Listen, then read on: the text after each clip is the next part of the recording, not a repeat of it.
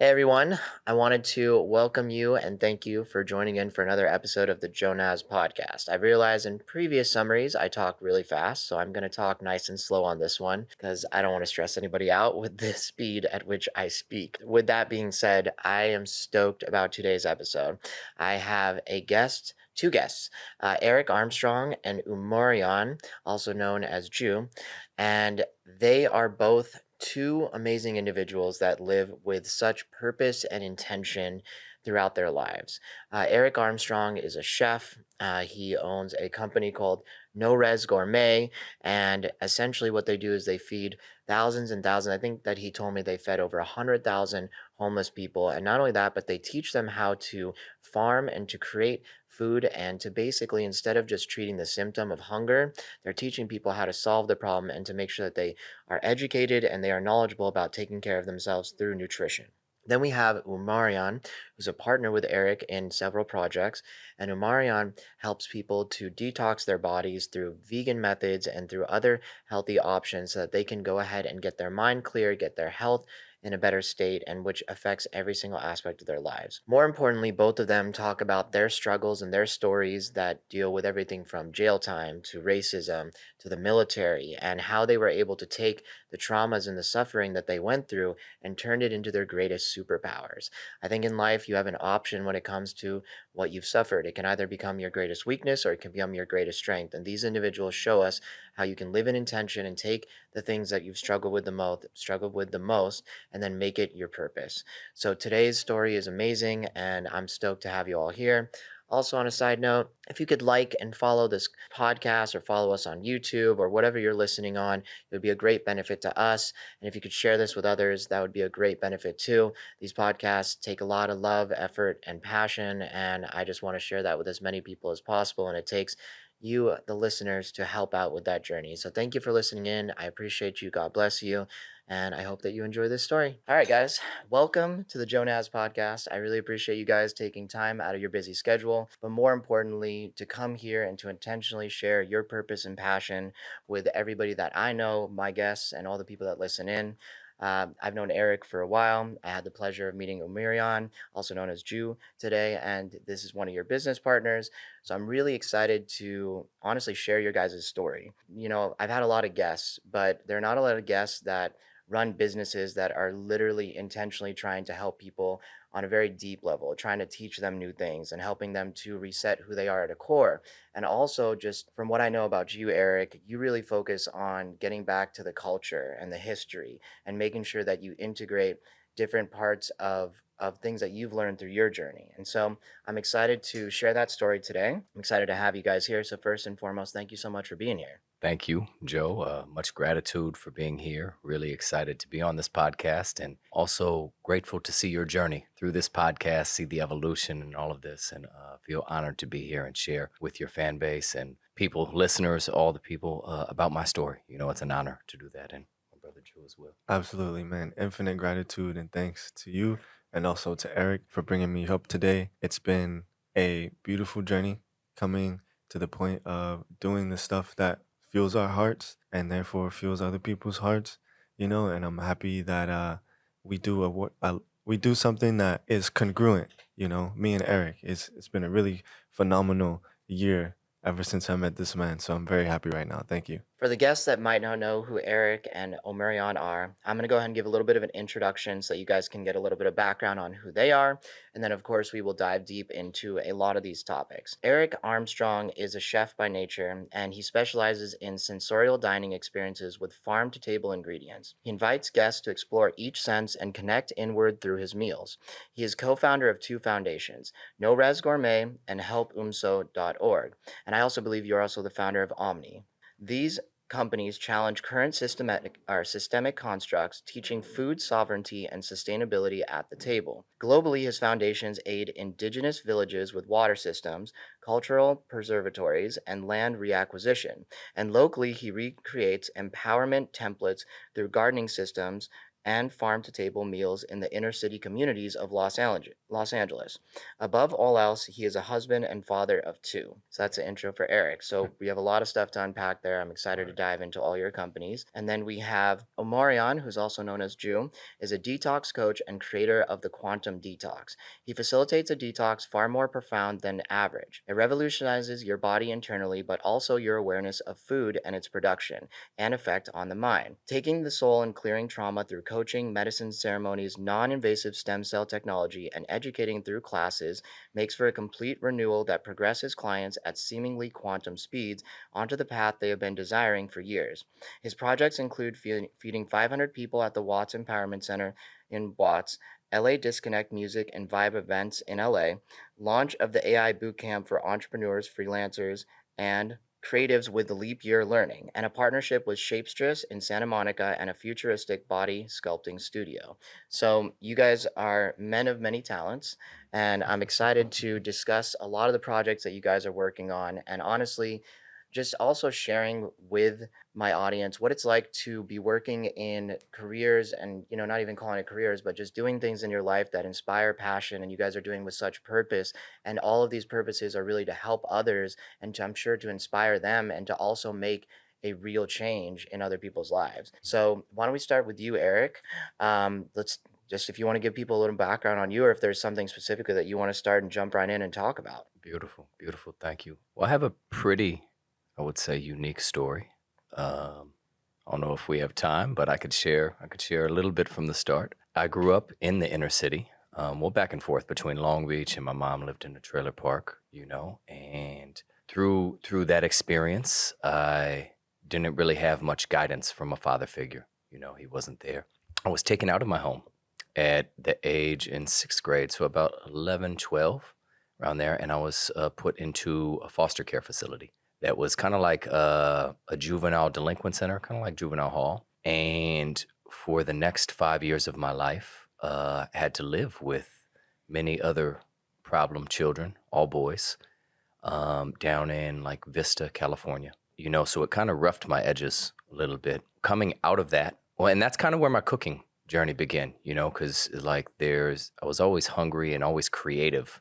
Like, what can I make with with this little ramen soup and a couple chips and, different things. So my mind was always centered around food. And, looking back at it now, it's a beautiful vision to see it, how food kind of crept into my life to transmute itself into something as a medicine that I use for others. Yeah, I just wanted to make a comment. It's beautiful. One thing I've learned through watching a lot of people's journeys is your trauma can it be something that crushes you, or it can become something that becomes your superpower. Mhm. So for you, the fact that you never had food and you're always struggling for food, Mhm. yet you were able to turn that struggle into your story. And Mhm. not only that, but one of your greatest strengths. And now you're able to share how you suffered with this, and now you're taking the tools that you use through your suffering to help others so they don't have to suffer. So it's beautiful that you're able to do that. So I just wanted to give you recognition there. Thank you. Thank you. There's a quote kind of that goes along with that, and it says like the cure to the pain is in the pain, right? Yeah. It's Absolutely. really beautiful. So from there, when I came out of the juvenile delinquent center, the foster care, so it's not like a family, it was like a center. I went to the inner city and started living with my dad, which didn't really last long because I was already really rough, around a lot of gangbangers and, just a different level of child than the average high schooler. And from that point, left my dad's house and kind of went in with a friend's family. My dad and me got into fistfights and kind of left. I love him now. I love my mom. We have a beautiful relationship that I had to work back towards. But I was taken in by a black family who raised me for the next 5 years of my life. And so I really learned a deeper level of cooking because my mother, Mrs. Brown, she's such an awesome soul food expert and just cooking many different things. And, I started to learn processes of food. And like one thing I learned I lacked was music is the first ingredient in my kitchen now because you have to set the energy, right? If I'm not vibrating and giving my pure soul into the food, you can taste that, you can feel that, Yeah. right? And it really resonates.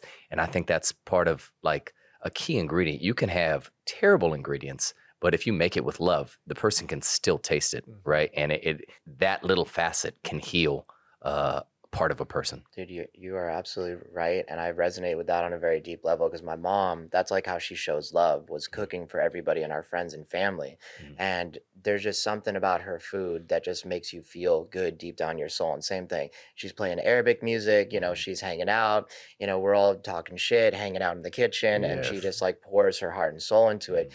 And food that you take time to prepare, and like it's like it reminds you of like your grandma would just make these meals, and most people now they don't even want to spend 10 minutes cooking. When you take time to prepare something, you're putting your love, your energy, and your intentions into it, and it literally feels better as it goes down, and it just makes you feel better overall as a human. So I resonate with that on a very deep level. Absolutely. Absolutely. I mean, the kitchen is the heart of the house, right? But from this stage in my life, I was still like, kind of straddling the fence with discovering who I was. And I had a kind of turning point in my life. I'd lost one of my best friends who was like a brother to me, who I'd grown up with for a long time. It was Father's Day, and we were on the freeway going to Hollywood, and a lady had like crashed her car. She was drunk, and she climbed into the back seat and left her car perpendicular with the freeway. And so we crashed there, and my brother had just got this Camaro, right? So he was really excited about this, and cars were coming. It's late, so they're coming fast, but they're coming. And I was trying to get everybody off the freeway, and then other cars crashed. And with sparing the details,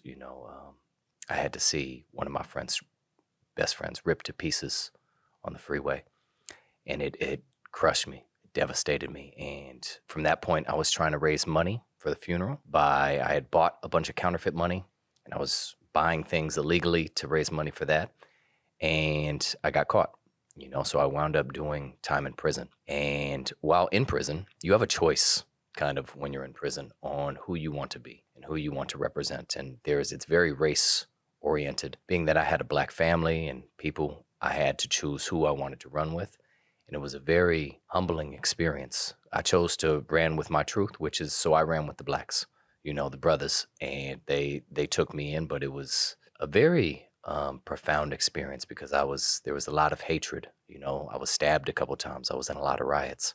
And then from that point, they put me in a box, a shoe, right, in the segregatory housing unit. And for 3 years, I was able to sit there and redefine who I wanted to be as a human. Like, I didn't know my principles, but I started reading books, thousands of books, I would have to like pull them up under my door and fish them in with a line. And so I started reading, and I started writing my principles and my moral code and what I stood for and what I didn't stand for, and the things that should be at the foundation of a human's life, which I try to teach to my children now. Like my daughter's in a nature school in Topanga, and another one in Playa Vista, and they teach emotional intelligence. I had none of that. Like, I didn't know how to balance any emotions. So from that point, I was able to actually start going to college in prison.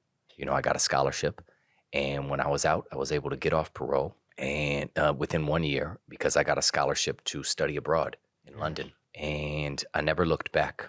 I traveled to about 84 different countries from that point, and I exchanged learning recipes for sleeping on couches, and so I was a culture. I wasn't just like a tourist. I was a traveler in the 84 countries. Who sponsored this? Like, who paid for all that for you to do all this traveling? Yeah, so I got some grants from school, and then, believe it or not, which is part of my journey as well, I did clinical trials, and I got money. Like, sometimes they'll pay you like $10,000 to $15,000. I was doing clinical trials. For like different medications? For different medications, right? And do you have any long-term problems because of that? No, I was able to kind of figure out I know this tangent, Seriously. but I'm just curious. So I was able to find out the hustle of clinical trials. And when you do the clinical trial at its infancy phase, they only give you just a minuscule amount. So I would always make sure to try to be in the first cohort, because there's not really any long-term effects you can get when the dose is so small. Now, if you're in cohort number 6 and 7, that's when you start seeing these guys break out with hives and all the other things. Definitely regret it. If I had to do it again, I would probably not do that. But But you know what? It got you where you needed to it go. did. It And It provided the did. funds for you to go to 84 Yeah. countries. That's a life. You have more life experience than 99% of the people on the planet. Mhm. That's wild. I mean, I find myself well traveled. I'm nowhere near 84 Mhm. countries. So I couldn't imagine the people you met, the things you saw, the food you probably tasted. Mhm. And that probably is part of the reason that your palate and your experiences are probably so special. Mhm. And I think on top of that, you get acculturated, right? One problem I believe America as a whole has is we're not a very cultured society. Like not a lot of Americans travel. Mhm. And Mhm. We're that's a what create cultureless culture. yeah, that's what Mhm. creates these biases because it's easy to hate something that you can't understand, Yeah. right? You don't know. But when you go to Mexico or to Brazil and you experience these foods and this culture and you have a memory associated with that, it's really hard for you to just blindly hate that for the rest of your life because you know it. Which is also, in my opinion, so funny because we live in the biggest melting pot in the world. We do. So you would think that we're more acceptable to other cultures and traditions, but like it's something I've reflected on because I was having a conversation with somebody about this. I think a lot of people that came to America were running away from their culture, Mhm. right? Or they maybe didn't Mhm. like their traditions, Mhm. or maybe it was too much for them. And so they came here and they almost wanted to abandon that. But like I have my parents who are very much about culture and tradition. Mhm. So we do still do things by the old way. We Yeah. always hang out with family. They always try to embed in us the importance of family. But I've noticed that a lot of people that come here, that's not how they were raised. A lot of them were running away from something. And so it's just something to pay attention to because I agree. The greatest education, if you want to learn who you are and you want to learn about the world, you got to get out there and you got to go meet people. And I think you'll Absolutely. also see how welcoming the world is and how much people want to connect and how much everybody wants to be social with you because Mhm. we're all social creatures and we're all yearning for this connection. And until you go out there and experience it, I think in America, we stay at home, we're in our boxes, we don't really connect with others as much as we should. And so you got to go out there and see it for yourself. And you know, that's really what changed my journey and allowed me to be who I am. And I was in a military university on an Army scholarship simultaneously, like in the Army and an ROTC program at a sister school of West Point, which I branched off of West Point. And like at this point in time, I had grown up in the South, and I'll get into it right after this. But growing up in the South and having so much motivation to join the military, it's more or less propaganda. You know what I mean? And when you think about the reason that people come to America, it's more about they come to the America for the idea of America, not the reality of America. I didn't realize that it was propaganda until I went to these other countries and specifically China, a communist country, where it's just like it's actually propaganda. And I met people that loved me for who I was. And like it was a complete difference to not be seen for my color or my features. They just wanted to talk to me and they found me interesting and they liked my light, right? And so the reason that it was so impactful for me is I was okay. Like it just seems like it's the time is coming up. Everything is okay. Yeah. Everything is perfect. Yeah. So I was born in New Orleans, like in the city of New Orleans, and in like 2005, Hurricane Katrina came through, and it just like blew away everything that I knew. So my parents were already divorced, which for me was kind of a good thing because I didn't enjoy the fighting that they went through. But when I was in New Orleans, it seemed I don't know why, man, but I went through. There was a lot of hatred towards me, right? Like I have in my own people, but I was a really light skinned kid. I was like super light skinned. I was like maybe like Eric's shade when I was younger. Nah,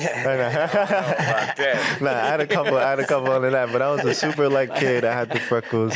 My mom is really big in the city of New Orleans. She's a creative arts director and teacher, and she's like a best-selling poet for Essence. So my language did separate me, right? My the way I articulated my vowels and etc. Yeah. did separate me, and so there was a lot of tension there. And after Katrina, I was blown away to Georgia, but North Georgia. When like I was like in the North Georgia mountains, right, in this small town called Adairsville. And this is a place where Adairsville. And you're saying there's a difference between normal Georgia and North Georgia. Is it more southern or what would you consider the Oh, difference? South Georgia and North Georgia and Atlanta are three completely different things. South Georgia is like plantation country, where there was a lot of slave labor heavily in the South, right?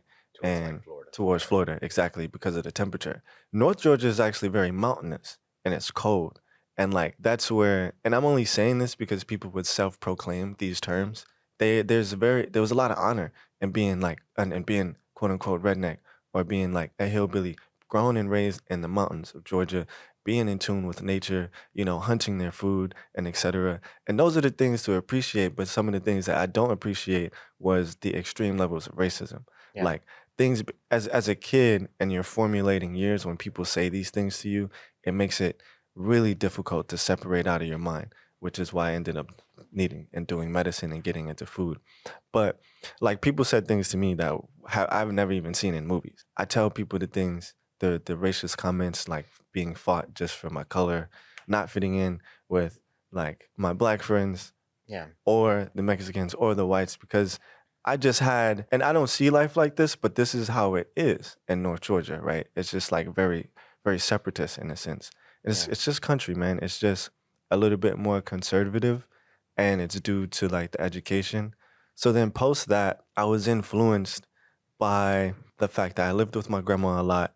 My dad had to work. He like lost his job after Katrina and had to work super hard at like the Budweiser factory driving trucks.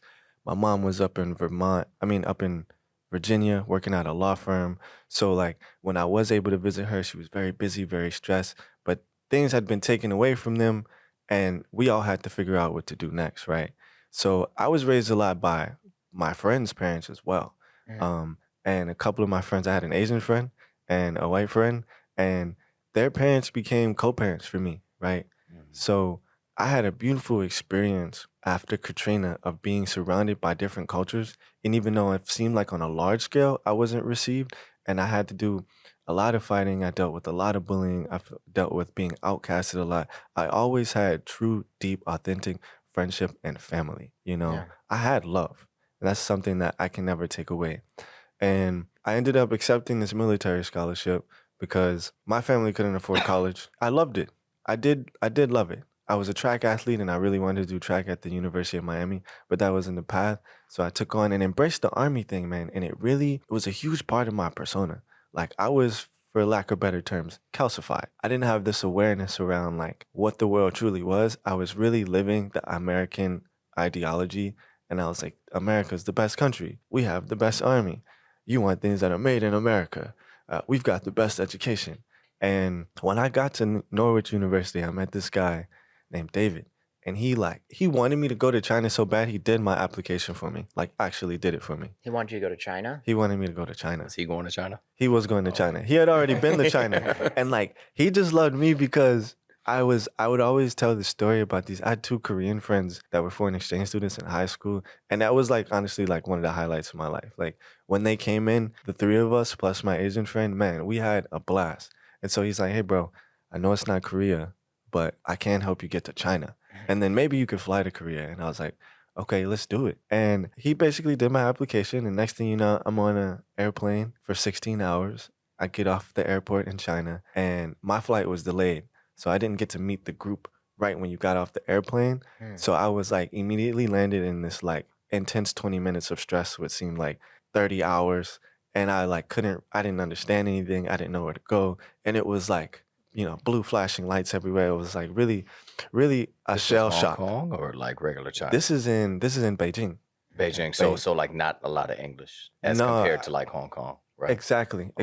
Especially in establishment, especially in the year that I went. So there was enough direction for me to get out. I ended up finding a person, but over the 3 years of university where I was like going back and forth to China, I met surprisingly a lot, obviously lots of Chinese people, but also people from the Middle East, people from every country of Africa, people from South America, all countries, people from all countries of the EU, people from Australia.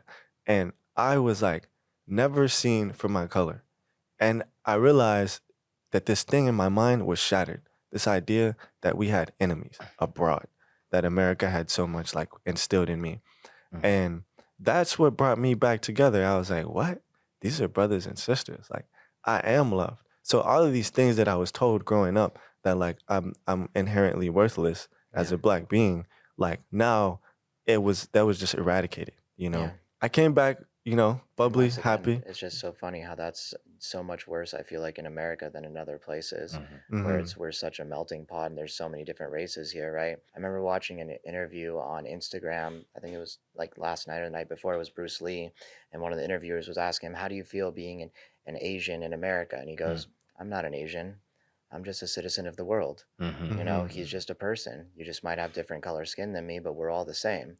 And it's just the truth, right? It's, you can look at people and you can look at them for their energy, what they Mm-hmm. bring to the table, who they Mm-hmm. are, like what you were bringing up earlier, like your vernacular or like how articulate you are. And like, I think those are the things that we should be looking for, not the color of the skin. That means nothing at the end of the day. No, It might have Right. a little bit of influence for their cultural heritage, maybe like Mm-hmm. their traditions. And if you can understand their traditions, it's a signal to you that you might be able to understand that person better, but also knowing that everyone is different and just taking them for who they are at that moment. Yeah, absolutely. Like character prevails. It should always come first, I you think know? to touch on both your points, like this country is founded by people moving here, whether they're fleeing from something or just tracing a different life.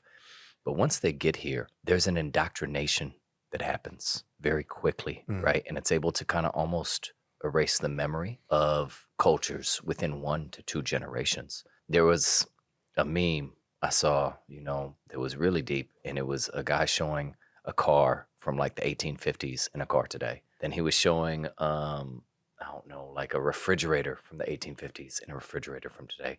And he showed, and there was like these monumental jumps in the technology and the advancements on what has occurred. And then they showed a classroom, and it's the exact same way. Mm. And then you look at like the origins of the educational system in today's age, and you look at the Rockefellers and these huge companies and corporations who have stake in how our citizens learn. And there's a purpose of division, right? Because it's easier to control things when you can subjugate them and divide them and Mm-hmm. pin them against, like you see, like it's almost like a reality TV show, what we Mm-hmm. see when I don't even have a TV in my home. Yeah. I refuse to let my daughter be subjugated by that. But I think that's one of the major problems that Americans face is what they eat, like back to diet, with their eyes. Because we eat with our eyes first, whether it's food, whether it's drama, whether it's whatever it is, we eat with our eyes first because it's light. Everything, in a sense, is light, right? Right. And we have to be very cautious and careful with what we let into our temples in that fashion, Yeah. because not everything's designed to heal us. No, I mean, you are what you consume. Mhm. That's not just your eyes, your stomach, your ears, who you contact Everything. with. Right. I mean, we're eating each other's energy in like a kind of like direct way of saying it, but Mm-hmm. just being near others, you're literally absorbing what they're giving off and they're Mm-hmm. absorbing what you're giving off. Mm-hmm. So you are what you consume, and you have to be very conscious of that because it will transform you, even though you might not know it in your Right. subconscious. Yeah, Right. and even getting back to like understanding like our culture is something I've reflected on is, a lot of our country was based on imperialism. It was based on literally bringing slaves over here, and that's what helped run the country for many Mm-hmm. years. So we have some deep roots in imperialism and slavery, Mm-hmm. and just honestly taking advantage of others to get to where America was, right? Even just kicking out the Native Americans when this was their home. So there's a lot of, I think, deep rooted causes for why these things are still happening, but Mm-hmm. it's also up to us in this generation to usher forward a different way of life. And I Right. think we're finally at a point where I think people are becoming more conscious of it. Yeah. There's just, with the internet and videos and posting this stuff, people can't get away with what they used to get away with back in the day. And so it's bringing to light Mm-hmm. a lot of people that are still extreme wrongdoers. And so they can't get away with that stuff. But then we also have the other extreme, which is the cancel culture, right? Right. And exaggerating things that maybe aren't serious or maybe are not based on racism and Mm-hmm. might just be Gaslighting. on ignorance, right? Because Mm-hmm. ignorance is a very real thing too. Right. And so that's up to us to also feel into it, misinformation, using Right. your intuition and understanding what is real and what's not. And Mm-hmm. then, like I said, it's up to the people that are conscious and aware and trying to make a change for us to help maybe teach and educate and just also be lights for those that are a little bit lost in the darkness. I feel that we're at a time where people can be honest more, and people realize how powerful the truth is. And the truth being a vibration, the truth is different from a fact, and therefore, at this point in time, there's there's a higher vibrational resonance with the truth, and without the truth, we can't really understand what America is or how it's done what it's done, but with the truth, we can see clearly. And so I have to say and I have to highlight, like, as I'm not African American, I'm not Black, I am indigenous to America. And actually there's a select group of Native Americans based off of their religion and based off of their kind of like their hair and their skin that were left and in a sense marketed as Native Americans, while the larger population of indigenous beings in America actually look like me, actually look like most of the what we call Black folks in America. And this information is like very widely known in the melanated communities. But if we don't look at that, then we can't really see what this country does. And it's replicated that same formula of taking this country from the indigenous of American indigenous beings and perfected it and mastercrafted it and interwoven it and kind of like all of its facets, from the education to the corporations to the politics.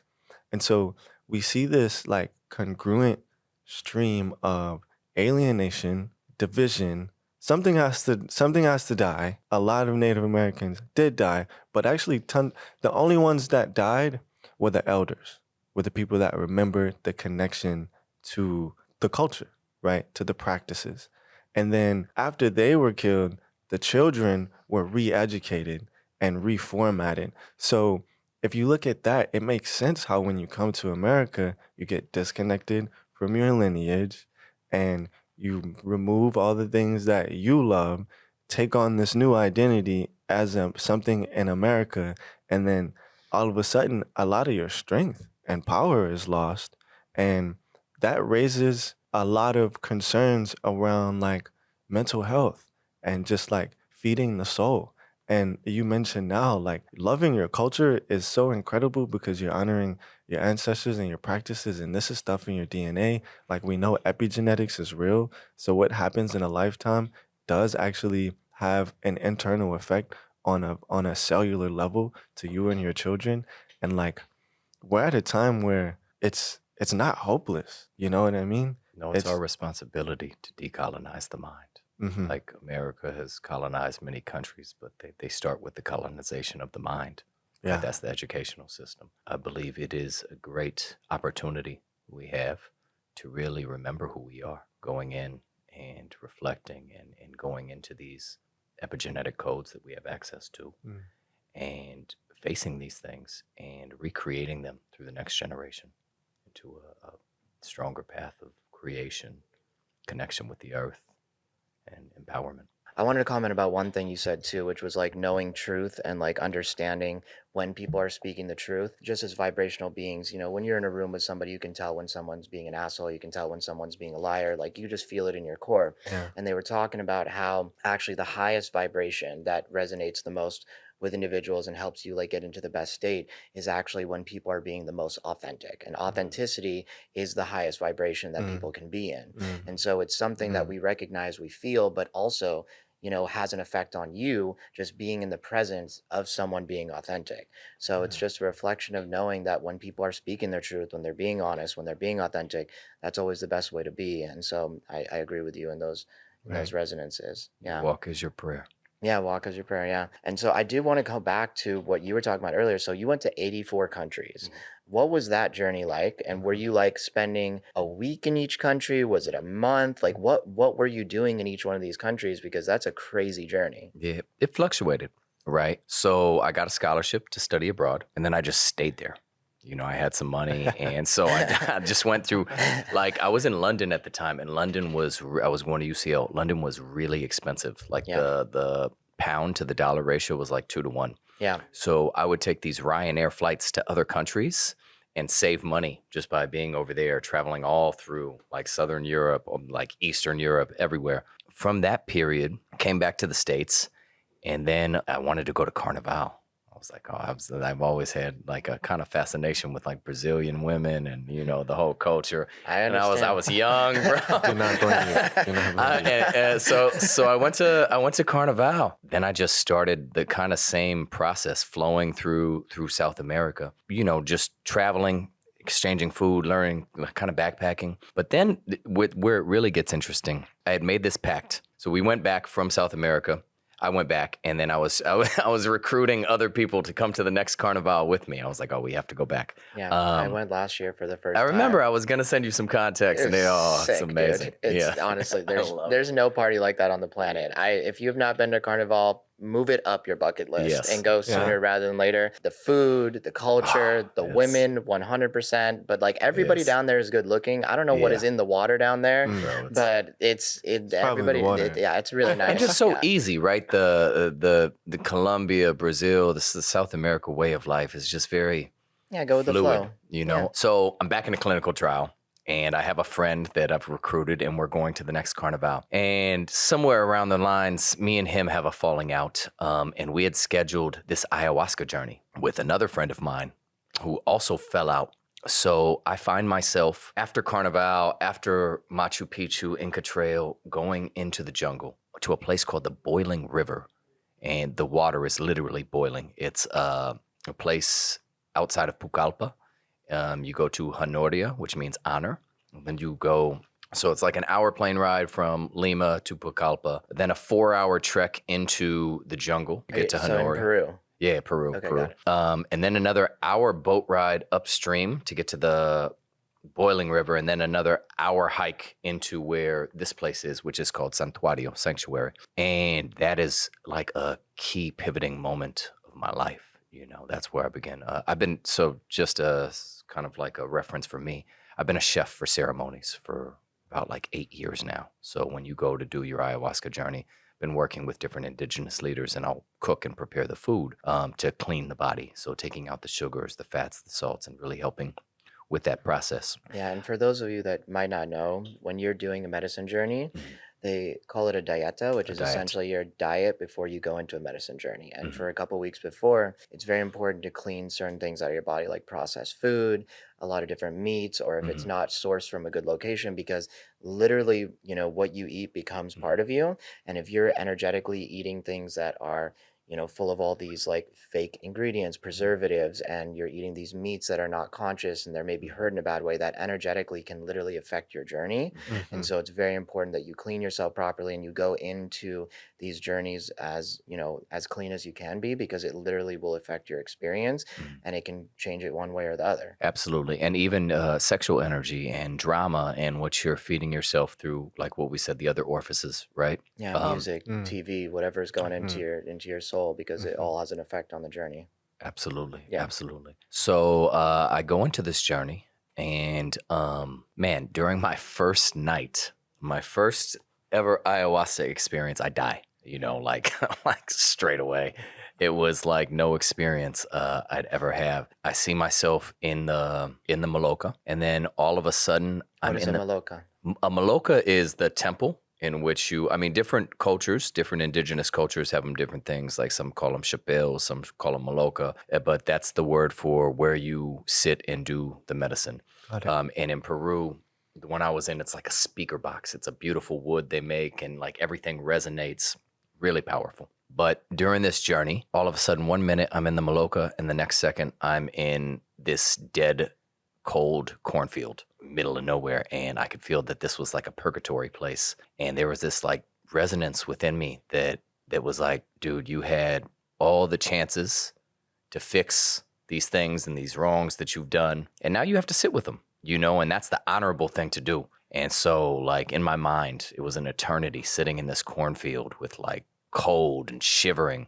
Then all of a sudden I was back in the Maloka, and this sense of gratitude really blanketed my life, that I get to recreate a new life for myself. And You get another chance. yeah, oh my God, because for sure I was like, oh yeah, that was a good 29 years, and that's over. And then I started living in the jungle for a long time and living with different indigenous cultures, and this became kind of off and on part of my existence. I want to make one comment though. So when you said you died, so I think I want to give a little context to that, Mhm. right? So we all have different parts of our egos and parts of our Mhm. personalities. So when somebody typically speaks about a death during a medicine journey, there's sometimes a piece of your personality or something that needs to literally be let go of. Yeah. And so a way that people will describe that is they have to let that part of them die. Mhm. Yeah. And for you to evolve, if you keep carrying this hunch on your shoulder or this problem that's, let's say something that you've identified yourself as this victim to the story, Mhm. and it's time to let it go. And it's like you're putting it down or you literally letting it die. Or sometimes during a journey, I've heard of people actually killing the thing that has been holding them back, right? Mhm. Everyone's experience is different. Mhm. Mhm. But if you have a death and a rebirth during a medicine journey, it can be the greatest gift because, like he said, you literally feel like you're getting a new chance at life and you get a chance to start over, and it's showing you that it's not over. Even though you've lived this way your whole life, Mhm. you can make a change today and Mhm. you can start anew tomorrow. And so I just wanted to give some Yeah, thank you for the context to that. clarity. I think that's very, very important to do. Yeah. So an ego death that felt like a real death as well. There was Yeah. pain and everything Yeah. associated with it. But so that sparked a new sense of travel in me. So no longer was I traveling just like to party and but I was actually going into walks of purpose, going to different indigenous villages, learning how I could be of support and learning the plights that many indigenous people face today. They're being hunted, they're being murdered for their lands, the deforestation that's occurring, the lack of clean water, the dengue, that a lot of people in the jungle and indigenous people are suffering. And dengue is basically a virus that you get from drinking dirty water. Correct. And mosquitoes. It's Mosquitoes. transferred a lot by mosquitoes. I started a foundation called Umso, which means like we are one or only one soul. That's beautiful. Yeah. And that foundation's purpose was to bring water filters, purchase cultural centers for arts to create industry, and buy back land, do land reacquisition, and give it to the hands of the indigenous so that they could do with it as they so please. And that's where like the great turning point in my life came. That took over pretty much everything that I was doing. And And how old were you at this time? Yeah, it's a good question. this was, I believe, 29. How old are you now? I'm almost 37, so I'm 36 37. now. Yeah. Yeah. So like I said, it's been around 8 years now. Yeah. And from there, was doing this work, but then I was still here in LA back and forth. And I was like, man, I can't just be doing all this work globally and not taking care of what's going on here. I'm like, homelessness is spiking through the roof. Growing up in a food desert, I see like the access, like I lived on the West Side now, and I see the access there is to good food and trees, like the amount of trees. Yeah. The differential you see in poor neighborhoods and richer neighborhoods in LA is astounding. Yeah. And the access to air, in a sense, because trees are filtration systems of air. So I have a partner named Faraz who founded Res Gourmet. Ras Ayad? Yes. Sick. Palestinian brother of Yeah. mine. He's Yeah, same. yes. Yeah. Yeah. And me and him kind of took Res to the next level. Originally, we were cooking out of his kitchen in Venice and feeding like 100 people a day. But, as a chef, I was able to help him scale that. And we wound up some days doing 6,000 meals, gourmet meals, plant-based for our homeless brothers and sisters in downtown LA. Who donates the money for this? So we're all donation-based, and we're working on that because it's something that we really need help with at the moment. We're looking for aid in grants and just, right now we're working on a recipe book with a sick playlist and, seasonal to teach you how to grow the things and make the things that we're going to be doing an offering for as reciprocity for like a $25 donation. How many meals have you guys donated in total? Do you have any Over idea? 100,000. That's Yeah. God bless you, my friend. Thank you. That's We've very- really taken it to a different level now, though, with like what Ju was saying. I really had to me and Faraz and a couple of other people at the foundation had to take a hard look at the problem because I'm no savior. This is a group project, right? Like LA and all of us need to figure out why this is happening. And you look at the homelessness and you say, you know what? Yeah, these people may have made mistakes in their lives, but this is a systemic thing. This is here by design. And so you really look at how do I change things and help empower people to be like, you know what? That's not my turn. This is not for me anymore. And it starts with the youth. So we really re-engineered, kind of in a sense, we still feed the homeless whenever we can, but we had to get to the roots, which is now we're doing farm to table meals in the inner city and we in Santa Monica and other, but really geared towards teaching the kids soil to soul intelligence. So from the first process of how to create good soil, how to harvest things, when things grow, how they grow, the seasons in which they grow. And we have a full alchemy. So we do like a breath work, we do a land acknowledgement, we do a cacao ceremony, and we build a kitchen in the garden. And we build gardens in inner city communities. Yeah, and I asked you a question, which I'm going to ask you again now. You already answered it off the podcast, but how do you help people build a garden when they don't have any space? Let's say you have a condo or you have an apartment in downtown LA. You don't exactly have any place that has soil. So what do you do about that? Yeah, so boxes, right? Land raised beds. Like this next event we're doing, I welcome anybody to come volunteer if they want. It's at the Compton Community Garden with the legendary Dr. Sheridan Ross, who, man, if you want to hear about a story, this guy is miraculous. What is the date of that? That is January 27th from 10 to 4 p.m. So this will not air before then. But, Got you. But yeah, so if anybody's looking to participate, but if they do want to participate, where can they go look and see when there's an event that they can participate? Because this will probably come out in a couple months. Yes, noresgourmet.com. So NORES, like no reservation, gourmet, GOURMET.org.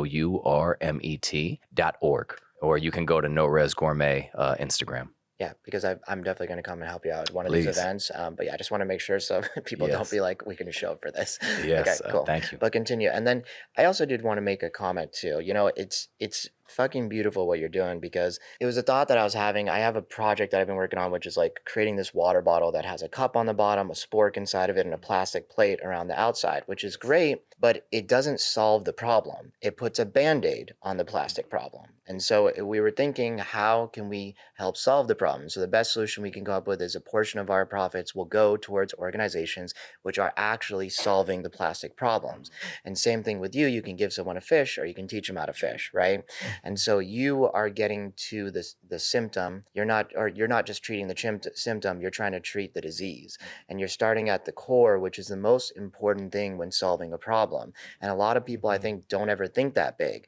They're just like, how can we just treat what's right in front of us instead of trying to help fix it, which in the long term is going to have the greatest impact. So I just want to say, fantastic job. A lot of people do not get there in life. And so please continue with like how you're teaching and what you're doing with these communities. Well, I love the dissection there because yes, when you're hungry, you can't plant, but when you're plantless, you can't eat. And if we look at let's look at the pandemic, right? This is what really woke me up. People that did not have a vaccine were not being allowed into grocery stores. So that means food is being weaponized, and food is the single biggest thing that if we don't have our sovereignty, if you don't learn how to grow your food, if there's any type of situation, again, like that, you're going to be SOL. So that's why it's so important for me to ingrain these lessons into this next generation of stewards, of guardians.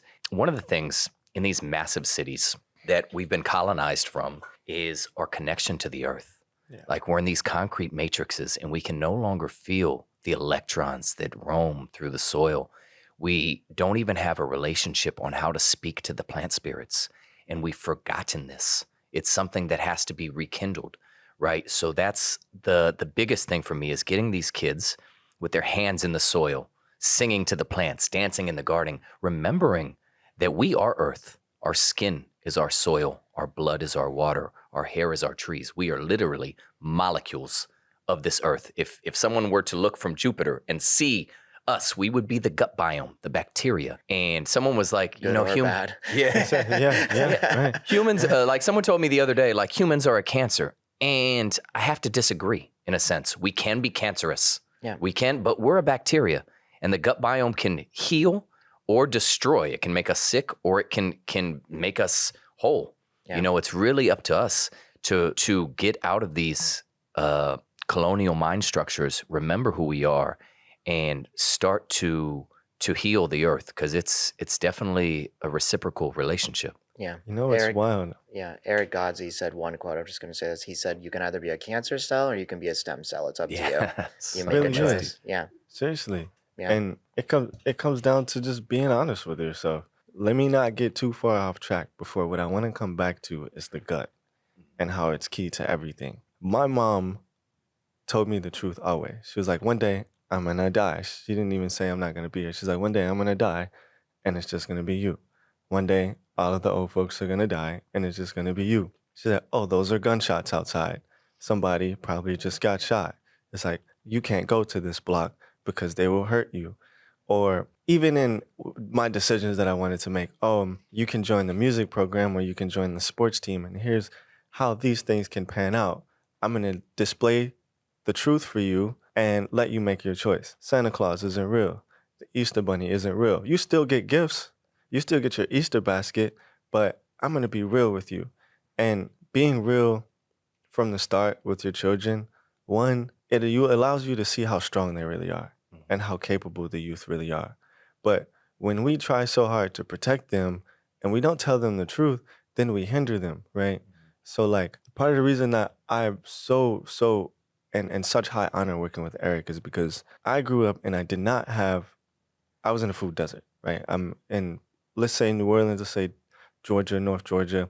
Like there was Arby's, McDonald's, Wendy's, Burger King, corn dogs, Sonic, candy from the convenience store, Nerds. My dad didn't know how to make me happy, so he bought me candy to make me happy. And I am a highly sensitive person, HSP. And so to not have quality food on top of that does crazy things, bro. Yeah. It does crazy things because by the time I was a kid, food was not the same as it was when Erik was a kid and when my mom and dad were kids. Food was different at this point, but didn't know that. So understanding that food. I mean, don't age me too much. I'm not that much older. No. But I mean, like 5 years makes a difference when true. things are moving at Very an true. exponential speed, right? I'm like coming to this point of the food that I ate brought a lot of pain and suffering to my reality. If you keep growing that beard, you might be there soon. And so what did I say? The gut health, right? Yeah. So I was, due to income and housing insecurity, I didn't have the ability to eat food. So I had acne, I had anxiety, I had stress, I had even dyslexia to an extent, like a lot of issues, bro. It was really insane compared to where I'm at now because of the way the food has helped me. Yeah. And You are what you eat. you are what you eat. You are what you consume, like Yeah. you said. Yeah. And so I'm on a hike in Angeles Crest National Forest, and I decide to go to the observatory. And I'm with a friend of mine, a Russian friend, and she's like, let's go check out the museum. And I'm like, okay, I'm not really into that. I'm like super into the earth now. Like at this point, I've like also lived in the jungle. I like have my shoes off when I'm outside. And I'm going to the museum up there, and I look at this glass table that they've got with a bunch of documents laid out. And like, you know, some people call it, depending on who you are, some people call it energy, some people call it a presence, some people call it the Holy Spirit, I think. And It's all of some the people above. call it your intuition. Yeah. And some people call it your gut, right? Yeah. So I'm get pulled toward the corner of this table with these documents, and I start reading them. And in the document, they're dated to like 1950. It's a scientist's letter to the president at the time, talking about how the president was sick. And in these documents, and I don't understand why this is at the observatory, but For you to observe. right. It's like, you're gonna look at this. Some people get confused. If you look so far outwardly, you never realize how internal everything is. You can't reach the stars by actually taking a rocket ship to them, but you will one day become a part of the stars. Your particles will return to that, and you can ensure that by looking internally. So in these documents, which is something that I know, they're talking about, they're telling the president, hey, Mr. President, we've discovered and scientifically proven that your gut health is directly associated to your mental health, but your overall health in general. Your first brain. Right. It is the first brain. Now, Your first brain. yes, Yeah. yes. I've heard that. It's the center of most of your thoughts. It's also a center of most of your cravings. Yeah. And it's the key to access the human being, which is an infinite thing, because it's the largest orifice that something goes into. So, yes, the eyes, yes, the ears, which is why it's blasted from all different directions. But the food was really masterfully, like once this information was discovered, and this was like hundreds of years ago, this information was discovered, it was used.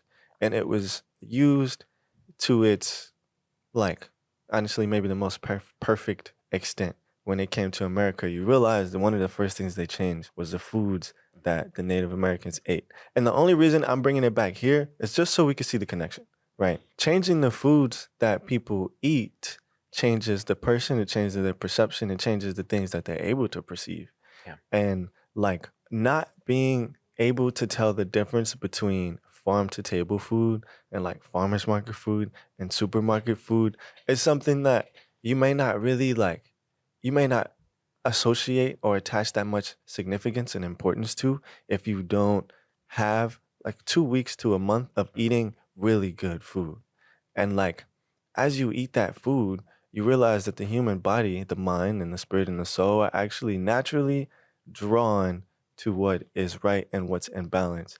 And the more you connect with the soil and the right food, the more you want to continue connecting with it.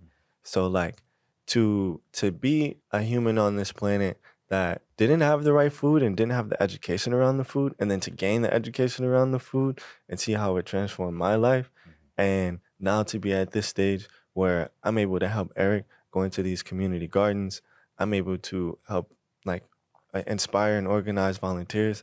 I'm able to learn how to nourish the soil with every step that I take so that there is always a way forward, not a way out, not a way back, not a back door, a way forward, a way to continue living and growing deeper. A template. And Eric is doing a really phenomenal job at like holding the template up and like screaming through a megaphone and like this is the template. And he knows he doesn't have all of the answers, but one of the most significant things about giving this back to the young masters and working with any community of all different colors and all different levels of income in the community. I love that you call them young masters. Yeah, That's what they are. Yeah, that's what they are.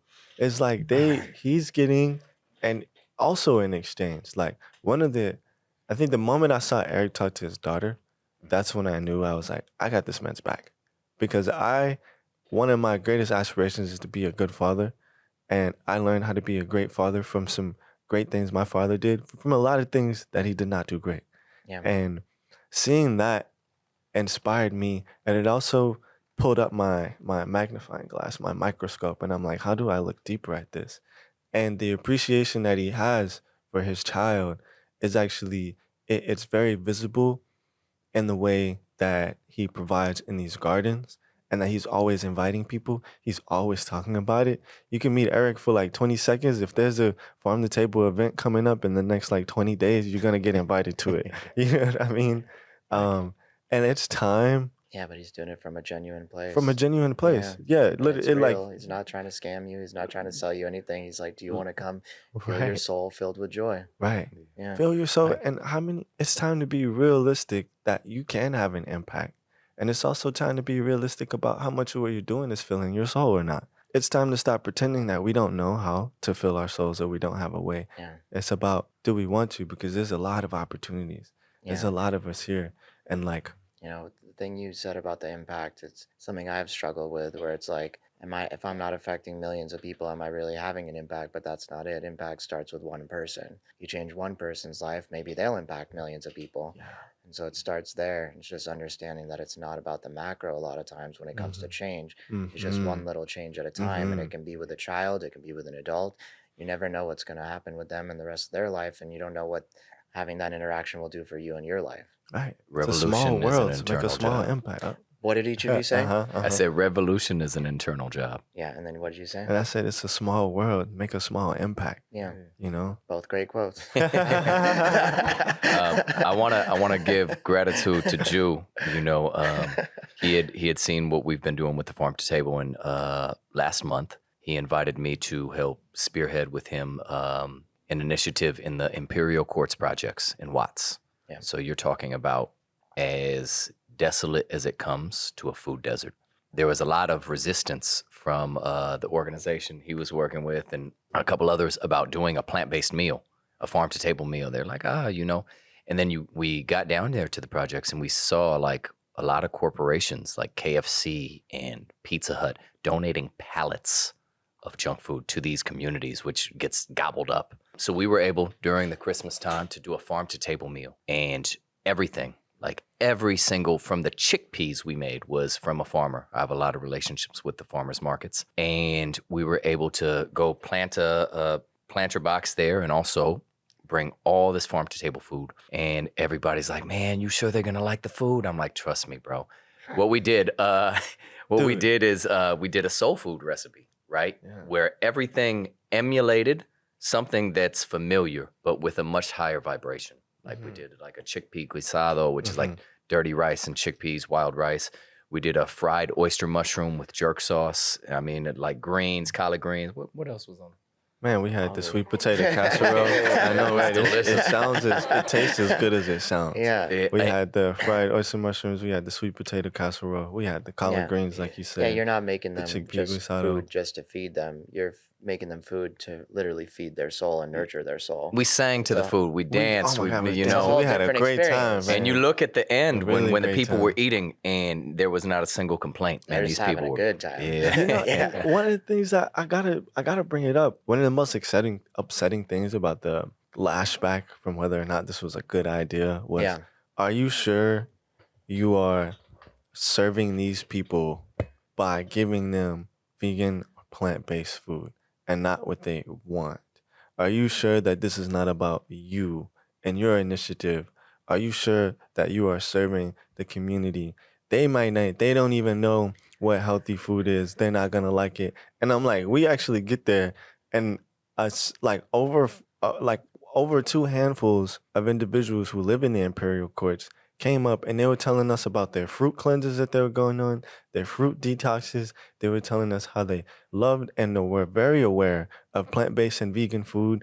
Their intelligence is at the same level as everyone else's intelligence. It's the access, right? Yeah. So it's like when we saw the pallets of free food being given, we understood to a higher level and a deeper level. They cloned Tyrone. What'd you say? They cloned They Tyrone. cloned Tyrone. Yeah. It was bro. There was And flat. Have you seen this movie? No. Oh, you got to watch it. Wait till you watch that movie. Okay. Like another area where it's systematic is like if your awareness isn't on something. Here's the thing. The human awareness is one of the most powerful things in the entire cosmos. Yeah. Once your awareness shines on something, it can change. And we know this with the observer effect. We're humans and we discovered the observer effect. When we're not looking at something as humans, it acts different. Yeah. And when we look at something, we can change it. So having these places, having the projects not in plain sight literally adds, like you gotta see the metaphysical sciences behind this. It's take it to a really high level. And once you see that, then you can actually do something about it and make an even greater impact and change on it. Well, you see, like it's a project, right? And I think a lot of what we consume as far as our diet contributes to our way of being. Like there's an aggressive nature in these poor communities by design, right? There's been drugs and guns and everything peddled into these communities by our governments. That's been proven. But also, like the diet, the food is the number one weapon. Like if you're constantly eating trash meat and poor carbohydrates that your body is starving for minerals, you're going to be aggressive because you're on edge. You know, you're starving. You're really like searching for nourishment, and any little thing can trigger you. You know, our triggers are our teachers. So one of my biggest things, like with Ashe and with Omni, is the remineralization of the body. Right now, 90% of the human population is deficient in minerals. That's because our soil is deficient from monocultures, monocropping, and you know, just going into a capitalistic sense of how to treat the earth. What is monocropping? You crop just one plant in massive sections, and then you do another section of another plant. And like if we study nature, everything coexists together, right? There's a bio connection of different plant species that actually harmonize together. Like for example, the three sisters, indigenous culture, like the corn, the beans, and the squash all work synergetically to allow each one to thrive. And with monocropping, one of the biggest problems is it destroys the bees as well, the pollinators, the butterflies, because they're only getting one thing for thousands of miles or hundreds of miles. And, you know, like their existence depends on biodiversity. I'm actually just realizing that the monocropping is an impact on the bees. and the bee count's going down. And I'm like, wow, it's like genius level. Why do they need different types of crops to survive, or can they not just get the pollen from one type of plant?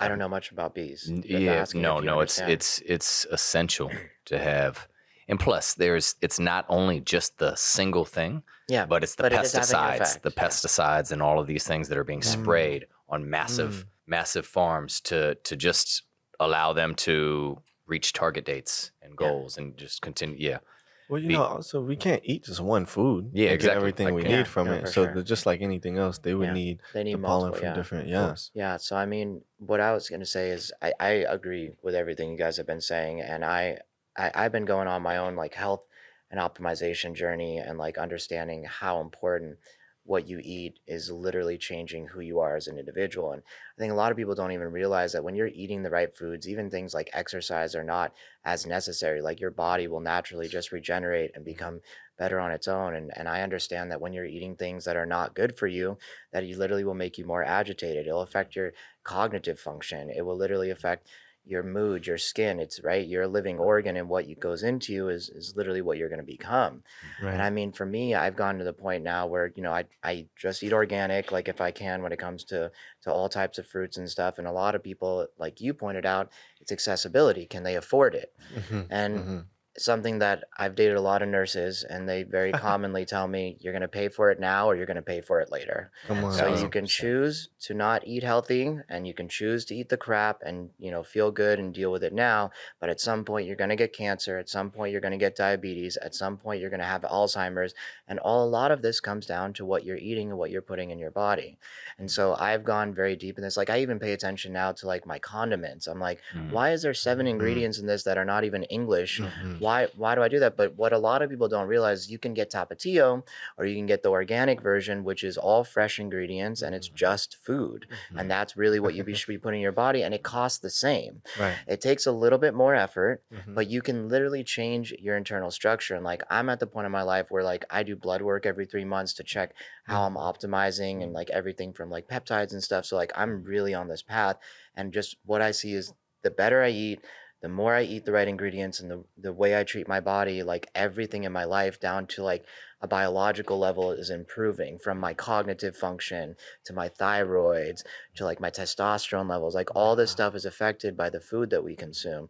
And if you're filling yourself full of preservatives, I mean, just think about it from a logical sense. Food is not supposed to last longer than a couple days. If your thing is lasting 6 months, it's probably not good for you. Why is anything lasting 6 months? It's not Unless it's natural. pickled or fermented, right? In Yeah, a good yeah, way. of course. There are very specific situations, But but absolutely. I yeah, agree. it's strange to me. But once again, a lot of people don't think logically, and also they don't want to work harder to make more money to go get the organics. But also, a lot of people don't have an opportunity to work more and to Mm-hmm. make more money so they can afford this stuff. I'm gonna tell you right now, anybody who says they can't afford it, they're not paying enough attention. And it's also a matter of education. So let me educate everybody. When I first came here to Los Angeles specifically, I was walking dogs. I was making maybe $30 profit a week. I was able to eat and be nourished because I cooked my food. I, yes, had to wake up an hour earlier.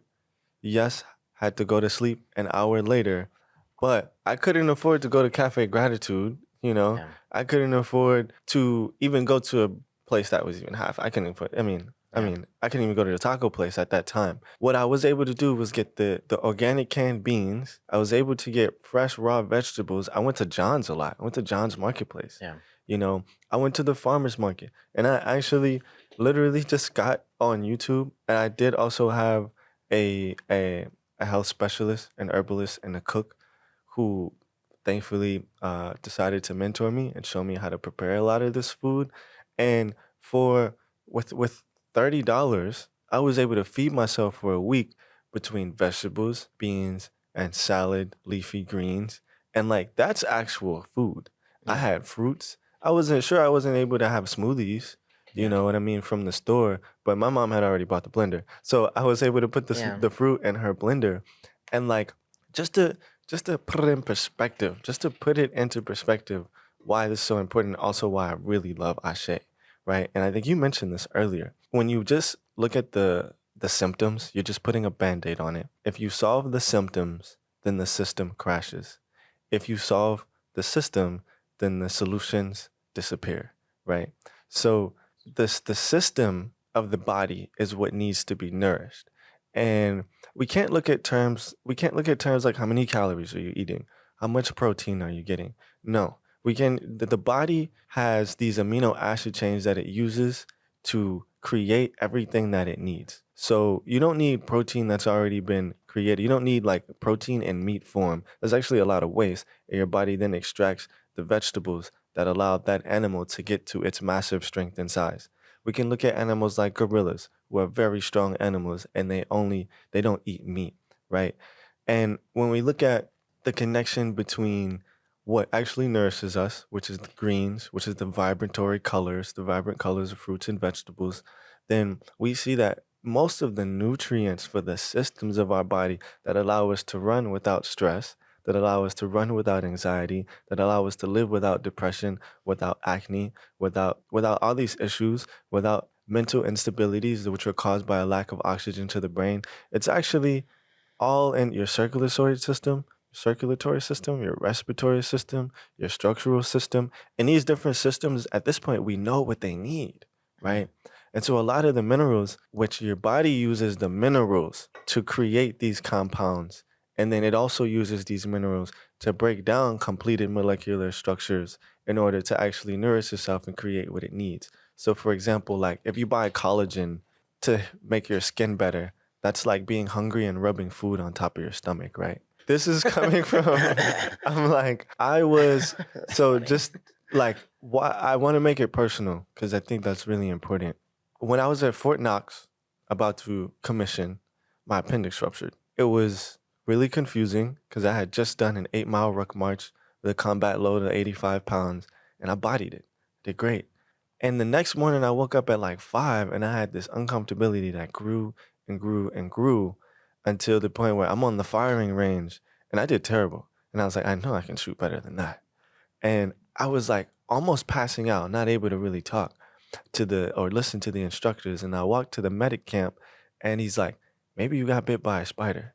And they gave me Pepto-Bismol and Advil for the pain. And like 10 feet walking out of the tent, I just collapsed. And next thing you know, they put me in a medevac, which is a vehicle that is converted to be able to transport medical personnel who need medical assistance. And they brought me to the Army hospital on Fort Knox. And I waited in the waiting room in this suffering pain for maybe 30 minutes. They got me in there and they were very calm and relaxed, which makes sense. You don't want to stress somebody out who's already in this much pain. But due to the nature of the rigorous exercises, and when I say exercises, I don't mean like push-ups, I mean like military exercises, like missions and trainings that we were going through, there were a lot of people who were quitting, who were making things up. So I wasn't seen and taken seriously. And especially in terms of like it's rather racist, right? Like, oh, this black kid doesn't want to go through it. He's not strong enough to put up with it. And then sometimes it's not that necessarily destructive of perspective. Sometimes it's like, I did this. I know that this guy can do it. If I did it, I know that they can do it. But whatever the reason was, the doctor it doesn't correlate to the reason that the doctor thought it was my gallbladder. So he and they're trying to figure out why I'm in so much pain. And when he palpated the side of my body that my appendix was on, my soul almost left my body. And like, I would not even wish this pain upon my worst enemy. Someone could do some massive harm, and this type of suffering that no one needs to experience. They didn't know what to do, and at this point, it's been 10 hours, and they decide to bring me to the hospital right outside of Fort Knox. And I get to this hospital, and I'm barely able to. I'm like literally dying. When you have appendicitis, you have 12 hours. So I'm 2 hours away from dying, and it felt like it. And at the hospital desk to get in to the emergency room, I have to give all of my information verbatim. It literally took me 30 minutes to tell them what my name was, my address was. I'm like, yeah, dying. And dying does not feel good. It's not easy to die. It's also not easy to live. So you might as well pick the direction that allows you to thrive. And that's choosing to work harder to live. So I honestly, at this point, was begging for morphine because I was like, I just can't do this pain anymore, but I can't leave. And so they get me in. I had to drink this like massive cup of stuff to illuminate my body in the MRI. And they gave me, I think, like Tramadol or whatever, something to subside the pain. And so I'm still dying, but I can't feel the pain anymore, Yeah. which is what a lot of medicine does. Oh, the problem's still persisting. You're just no longer aware of it. So after I go through the MRI, the nurse like sprints so fast into the room. She like slid past the doorway and like ran back in and she's like, "You have to go to surgery now." I was like, "Why?" And I'm probably like doped up, so I'm probably more like, you know? And I was like, you know? And post-op, next thing you know, like 2 minutes later, I had anesthesia in my mouth. I mean, I was breathing it in, and then I wake up, and like I can spare some of the details from after I woke up, but when I came to, I realized that they were like, you were like less than hours away from dying. You had like an hour left because you were turning septic, and that's why you were in so much pain. And they did this really cool surgery where they like blow your stomach up, and they like, instead of cutting me open, they made small incisions, and they were able to do it successfully. And then the second layer of pain really came in. And this is a problem that goes on with the medical industrial complex, in which people of color are not treated correctly. Now, we should not judge each other by our skin color or where we're from, but on a genetic level, there are some components that are different about us because of the thousands of years that our ancestors ate certain types of food. Different things resonate with our bodies and heal our bodies and whatnot. So they don't really do the tests and experiments to be able to look out for women. They don't do the tests and experience, which is why like women and melanated people are underserved in the medical industrial complex. But post this operation, they put me on a massive quantity and large dosage of oxycodone, and then Percocets, and then codeine promethazine. And at this point in time, the music that I was listening to, I grew up in the hood. I love rap music. I love trap music. Codeine was really bad thing to have in my hands, but codeine after Percocets, after Oxy, those are opioids. So when my body was deficient and like at its bare minimum, they filled me with these opioids, which made me an addict to anything that I did when I was not previously an addict. My oxy dose was so high that I would have a pill and literally get high. Like I would when I was a kid, I mean when I was having fun, I would like, freestyle. I would smoke and freestyle.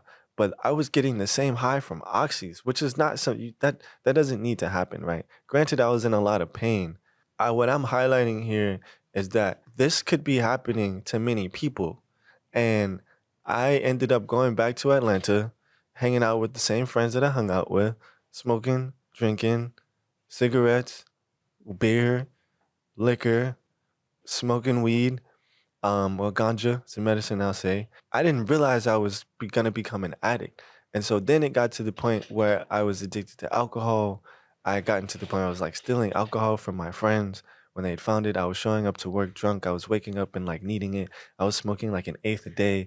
I dated this really awesome girl who was like super rich, and like she had this one of the first dispensaries in Vermont. And I was deteriorating. And thankfully, there was a spiritual ancestral interference that came in and, like, in a sense, possessed my body and had me look at this, like, spiritual text. And I, like, randomly started on this paragraph and it starts with, like, you. And it's talking to me. And after this, I'm like, you have to get sober. So then I began on this journey to become sober. And maybe 2 months in, it was very painful and it was really hard. And I had really good friends to help me. And about a couple months in, I decided that I needed to be plant based because I was in and out of the emergency room, throwing up like violently once a month. And when I learned about what being plant based could do for the body, honestly, it just gave me hope. I actually couldn't afford to do it the medical way. I literally, like, my dad was like, if you go back to the hospital, like, I can't pay for it. I don't understand why they just gave you a bunch of painkillers after you had your appendix taken out. Why'd you need that? It was very painful. You know why? Because they rushed me out of the hospital because they wanted me back in the Army barracks because they wanted the Army's They just want you to get thinking back that to work. they wanted me to get back to work. Okay, but then why did they give you so much that you were able to get addicted to it? That's the problem. And I didn't realize that until I talked to doctors and nurses, and they were like, "You shouldn't have had 1,000 milligram doses. That's too high." Yeah. And then to go right from oxys to Percocets to codeine promethazine, like that's and that's almost intentional for Yeah. lack of, it's a I mean, it's level just of very malpractice. strange, yeah. Because I mean, Right. like, I deal with a lot of my clients get like painkillers and stuff, but why would you prescribe all three? And Mm, especially when you're supposed to recover from, I mean, I have never had my appendix burst, but from what I understand of it, it's not a long recovery period. It's mhm, like, why are you continuing to give this person mhm. these level of painkillers and perpetuate a problem that is very easy to, I mean, to stop if they just didn't give you all this? But it Right. sounds like they were giving it to you for months after. That's crazy. And so it was about a month, and then I had a second month of the codeine left, right? And like I said, now fast forward to this point where I like literally was like an addict outside of I wasn't addicted to stuff before. So Yeah. I was just doing normally what I did, not knowing that this was going to happen.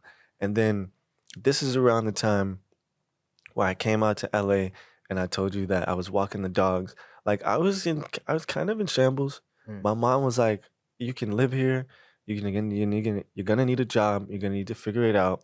And because of my vibration of like seeking healing and working at this place called Red's Kitchen Sink, which is a big CMOS and health and wellness company. Um, they taught me a lot, and they gave me books, and I was able to read while I was at work, and I was able to learn. I was like, oh snap, okay. So the food is able to do something for me. And I would show up to work a mess sometimes. I'd be like crying at work. I'd be like super sad one day, like super happy one day, like completely emotionally unstable, not realizing a lot of this was due to what I was eating. And so as I began to work with beautiful specialists such as like Adama Speaks in Atlanta, which is one of the students that was in class with Dr. Sebi, with Dr. Arisha's, Sebi. I'm just yeah, learning about Dr. Sebi right now. Just now. Yeah, I just ordered his book. I'm gonna read it. Yeah. mm, Yeah. good place, If you guys do you want to give a little intro to who Dr. Sebi is so for please. that Yeah, I people mean, don't I've know? been following Dr. Sebi's work for over 10 years. Dr. Sebi is one of the founders of bringing the intelligence of alkaline food Mm, into America and teaching us about which foods have been genetically modified and the mm, vibration and the alkalinity that comes with that. So there's certain exact food specimens that we should eat in order to keep our body into alkalinity. mm, And he also teaches, that one of the only, just like another brother who you should check out is Yakai Awakened. One of the only diseases we have is acetosis. So that's the mhm, body's ability to go into an acidic state from mhm, eating acidic foods, right? And that's where a lot of the cellular destructure happens. mhm. Mhm. Destruction is a good word. Mhm. And also back to the everything being vibrations thing, like you talked about, which is why what you eat is just as important as the music you listen to, is just as important as what you watch on Netflix. But viruses and bacteria actually thrive and live at a certain megahertz. It's a vibration. I believe that if you go to 55 megahertz or below as a vibration, then a virus is able to live in your body. If you're more acidic than that, then it can replicate in your body. Mhm. The reason to be alkaline is because things that keep you alive and thrive in a human body thrive in an alkaline environment. The thing that make you sick and that make the medical industrial complex billions of dollars thrive in an acidic environment. So alkalinity is not One just second. about your water. What's up, bro? Just to touch back on Dr. Sebi, because this is a key portion.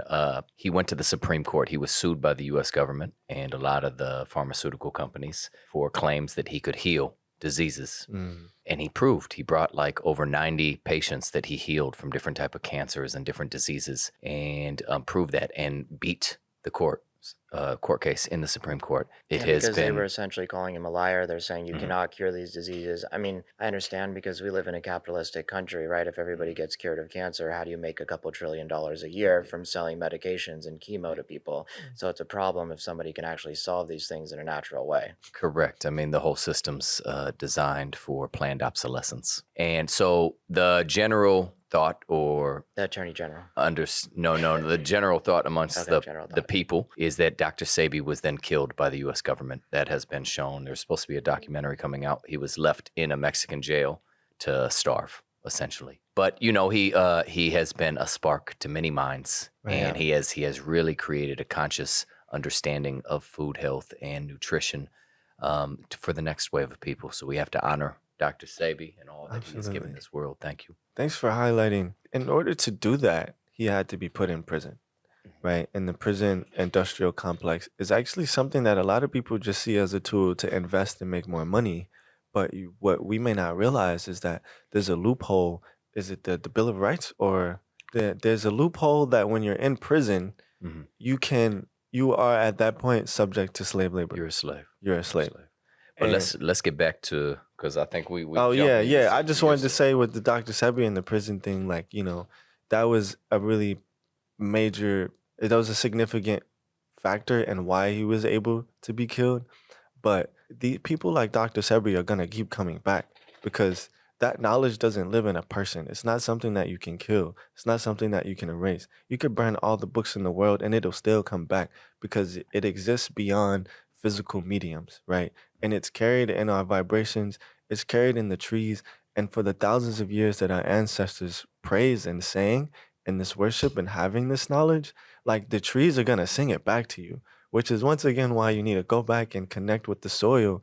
And then you start to hear them and you think you're weird at first and you laugh about it with your friends. And you're like, oh my God, I'm like kind of hearing the trees. And then they get louder and they get louder. And what it actually is, you're not necessarily hearing the trees, but you are kind of hearing the trees. But what you are hearing and what you're feeling is this vibration of knowledge and truth that they are reflecting back because they need to survive. And they know that in order to survive, they have to do something to re-educate us. And these plants have been on the planet for much longer than us. Yeah. They may not be as mobile as us, but everything has consciousness. So their consciousness, just like they figured out how to survive millions of years, they've also figured out how to communicate on a certain level to give us back the knowledge that allowed us to live back in symbiosis and symbiosis. I'll just wrap it up really quickly with the whole the food journey, but through hiring and honestly being taken on as apprentice of many of these masters. Like Dr. Sebi was a student, and amongst the classroom that he was in, there were other students, and one of the students was Adama. I learned from Adama. I did the Surviving Vegan Academy. I worked with Chaka Bars. I worked with really a lot of very powerful mentors and herbalists. And so when I detoxed my body and became plant-based, I didn't just like decide that I wanted to be vegan and then like go to Trader Joe's and get vegan food. I like actually had very deep education, and it was not necessarily easy, but it was so worth it and so possible, and it became easier and easier and easier. So I now have this quantum detox, and it's the exact same process that I use, and I was suffering for over 20 years of my life until I switched until I flipped the switch and like actually cleanse my body and start nourishing my cells at a cellular level and my symptoms. Like I was falling apart, and it was showing on a physical world level with like housing insecurity and like not making enough, not even be able to find jobs. And now I'm to this point where I'm like, I wake up every day happy. And that's the greatest gift. Like I'm so happy on a normal basis because my systems have everything they need to run and operate the function at the level they're supposed to. I'm like, if I died in the next minute, I'd go with a smile on my face. And that took effort, and the effort that it took was making the right decisions to put the right stuff in my body. When I saw Erik and I saw that the Ashe was connected to the systems and it was connected to the children, like literally, I saw all of the suffering that I went through. I saw a way that the children in the future, anybody who could be aware of this, would be able to avoid that. And it's not like I didn't go through it for anything, but I didn't have to go through it. And I'm grateful that I did because I'm strong enough here. But But it's been a testament to what you've been able to do as well with healing others through your detoxes. And, the path of the healer is always based in healing of themselves first. yeah. Yeah, you gotta realize that, brother. And now this stuff is a part of what I do. And another cool thing, honestly, that that's- made a difference was the mycelium consciousness. I really liked what you just said, which is the path of the healer is to healing themselves first, right? And during, right? Yeah. Continuously. It's ever-present journey. Yeah, another shout out to Eric Godzi. He says you can't see the grief of the world until you remove the grief that's right in front of your eyes. So it all comes down to you have to start with the self before you can go and help others. 1000%. And so, yeah, I just want Because we are others. Yeah. Right? We have this Yeah. understanding of disconnection, but Yeah. that's not true. Like, if we were able to see through the veil, we're like, I'm in your sphere right now. Yeah. We are literally connected on Yeah. an energetic level. And we're like that with everything on this planet. Some things we don't have as strong of a connection, but there's definite connectivity to everything on this planet. And the human being is so powerful. That's scientifically proven for anyone who doesn't believe it. And we're all made out of vibration, sound, vibration. and light. It's all three. What is it? Albert Einstein says we are music floating through cosmic space. That's really cool. I never And heard that's that why, before. like, with the medicine journeys, the songs, the icaros are so important. That's what actually heals you. The medicine goes in and it scans you. But the way that the page or the shaman is able to move that medicine through your body is by the way conjures his voice or her voice, and they are able to sing in those vibrational structures. Like, may I, real quick? Yeah. So this is part of the Arise to Ritual bundle with Ashe. We give you different pieces from different tribes that is designed to create a ceremony set, so you can sit with the Ashe in your morning, not just like rushing to another cup of coffee, but actually being present with yourself and starting that ritual within. This is called a kana, and in here is I can take it out. It's a prayer song captured vibrationally through like cymatics. Think of. So they weave it into something you could set your coffee cup on, but that is actually a prayer, and part of the prayer. Can you show that to the camera? You're able to see on Ayahuasca. So we're not going to be able to hear you if you're not talking. Yeah, you got to talk in the microphone. Yeah, so you can. Sorry. Stay right So there. part of this is cymatics, right? This is an icaro captured into a kana, which is the physical showing of vibrations, right? So when there's ayahuasca songs, this is what is seen in the space of the maloka, this language of the plants and language of the cymatics. And what else is in there? Each one includes a different tool from each tribe we work with. This is from the Maasai. This is a hand-carved spoon to help you scoop out the Ashe. We also have a piece of Palo Santo, but we will be having some positive energy incense from the Dogon people. There's a song from the Yawanawa, from Iskunkwa, and there's from Brazil. huh? From Brazil.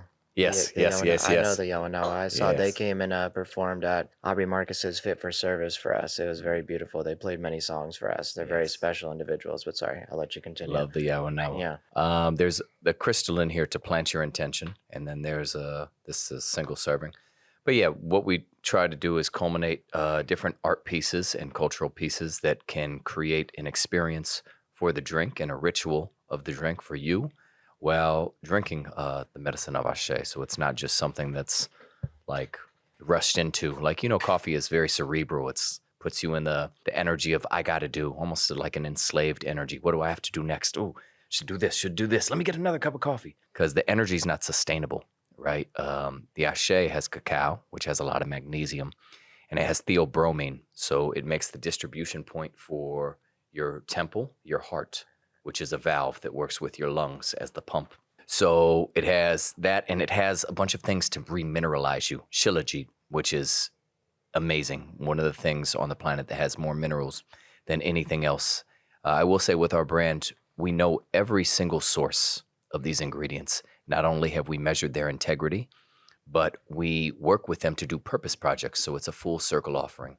So we're working to do permaculture projects on their land to not only sustain the cacao, but the surrounding plants and the Ayurvedic herbs in there as well.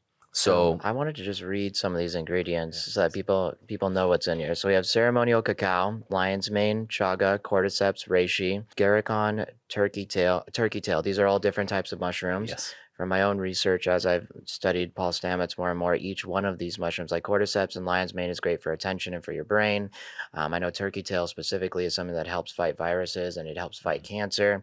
So each one of these have very special and intentional purposes. There's monk fruit, shilajit, red algae, magnesium, coconut powder, MCT oil for any of those who don't know what that is. That's great for brain function. A lot of people put it in their coffee.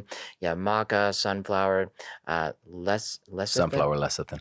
sunflower lecithin, ginger, turmeric, black pepper, cinnamon, nutmeg, five spice, and sea salt. And so all of these things, it's funny, I take this daily. I really am a huge fan of this. And these are all things through my own study and just following a lot of the most intentional, intelligent people I know, they all recommended this stuff separately. Right. And then you sent it to me in the mail just as a gift.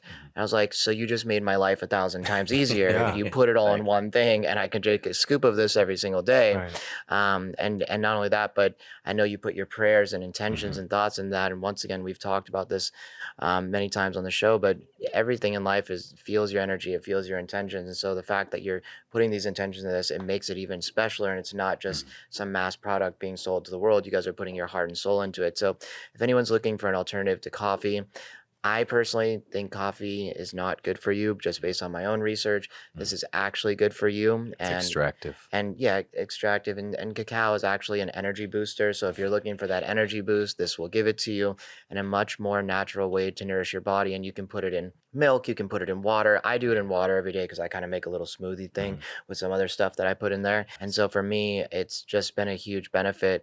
And so, yeah, thank you for sharing this with me. And yeah, I'm going to put that there so people can see. And what's the website if people wanted to go buy that? It's drinkashe.com, and Ashe is ASE. The word Ashe is from the Yoruba people of Nigeria, and it means divine life force energy. It also is a prayer of manifestation. So if you want to call life into something, it means and so it is, or and so it shall be.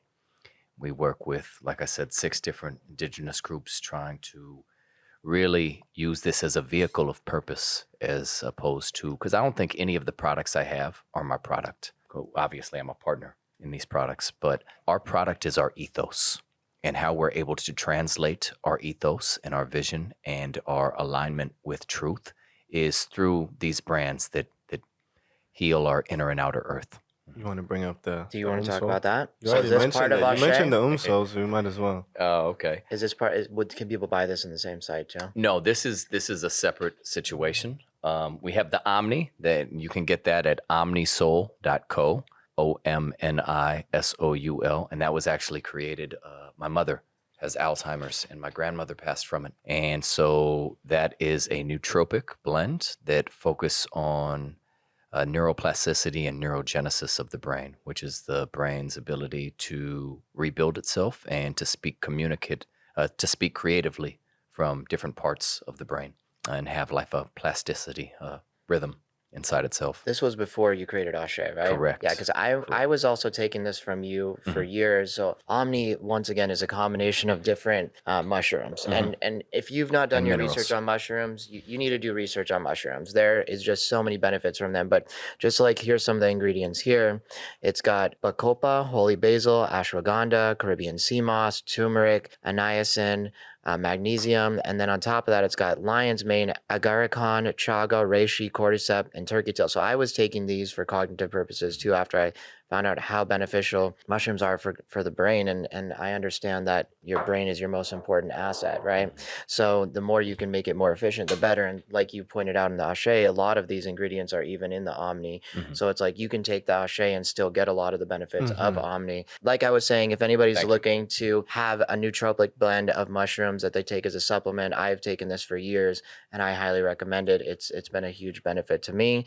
And like, what is that one movie, The Mushroom Kingdom? one that I think Paul Stamets put out. I think he How put to out Change Your Mind. yeah, How to Change Your Mind. There's a couple of them out there, but if like mushrooms are the oldest organism on the planet, like without them, a lot of plants would not survive. They Mhm. actually have a whole entire mycelium network, I think is what it's called. They Mhm. literally communicate between plants. If Mhm. one plant needs resources, these networks will literally transfer Mhm. resources to other plants that are nearby to help the entire community and to help everything thrive. So mushrooms are not only like super beneficial for you, but they're also helping to save the planet. And they literally are part of the reason that we have such a good, what is the right term? Just like microbiome, that's not the word. Mhm. Just basically, They're the neural network. So I've been a yeah. mycologist for a number of years as well as a chef. I did 4 years learning just how to grow mushrooms, functional mushrooms. I actually teach kids how to grow mushrooms biodynamically, lion's mane, turkey tail, all the things. We do those in the farm to table experience. And mushrooms are the neural network of the earth. And the nature of the mushroom is to connect, right? The mushroom connects things together. And when you take the mushroom, its nature does the same thing that it naturally does in you, and it connects the parts of your brain that haven't been, sparking or connecting for a while, and it connects different parts of the brain, and especially in the realms of the sacred medicines. What happens is, like, when you take a higher dose, think about it as you're getting a download, right? And just someone drops thousands of books on your driveway. And that's so vital. It's so key. Now you have this information. But where the microdose comes into play, and I'm going to touch on the nootropic as well. The microdose is like giving you a librarian to now coordinate where these books go and help you have a memory of accessibility on where to find these pieces of information. And it kind of recreates your brain neural network into a sacred geometrical highway where it can communicate in a much clearer and efficient way. The mushrooms also have a profound ability to synergize each other. And I've noticed a deep assembly effect that happens when you mix all the mushrooms together and mix them with other things as well. Like these two recipes took years to create because I actually took the time to notice the subtle differences and key spikes in feeling and energy that I would get if I mixed in the maca. And like the magnesium L-threonate, we're one of the only products for years that has ever used that. And that's the only magnesium that's able to penetrate the blood-brain barrier, kind of acts as a catalyst and really helps the calming of the body and the mind with the energy of the mushroom. Working with the medicine, especially of mushrooms, does connect you and allow what you wish to experience to and basically just be heard and known on a wider scale. I would say before using the nootropics and the microdose combination that I didn't have even the actual human network around me that I needed in order to do this mission, which I'm doing now. And it's funny because the people that I work with on the deepest level, they also love and use like all spectrums of the mushrooms. It's a really intelligent thing and it's symbiotic and it's synergetic. In order for it to survive, it understands that it's going to create a relationship that is healthy for you as well to be with it. So something of that intelligence that's been around for that long and not destroyed its host, which is the earth, is definitely something to learn from. Now, whether you're looking at it from a scientific perspective or a individual human being perspective, or a spiritual perspective, there is a really large benefit and there's a really small risk to be taken. And like, done properly, always have like the right professional, if you wish, to administer to you And or container. in a proper contained environment. In the proper environment, it could do wonders and work wonders. And like, you're microdosing, you're not getting high. You actually don't usually feel your microdose. If it's a real microdose, you really might not even feel it. But you'll notice as you do it over time, that your mood stabilizes, your joy stabilizes. If anything, you also maybe have this more energy, more clarity in the brain. Like it's really effective tool. And thanks to Ashe and Omni, it's like synthesized in one local place, and it also tastes really good. That's the hard part. Yeah, no, That's where that's you where the need a mastery chef. comes Yeah, in, for I real. will say. Well, we have so much in common with the mushroom, right? More than any other being on this planet, we have so much genetically in common Mm. with the fungal kingdom. Just our genetic makeup when they look at the mushroom and they look at the human being, like we have more in common with mushrooms than even monkeys. So it really makes you think. I mean, anything that takes the mushroom kind of in a sense becomes the mushroom.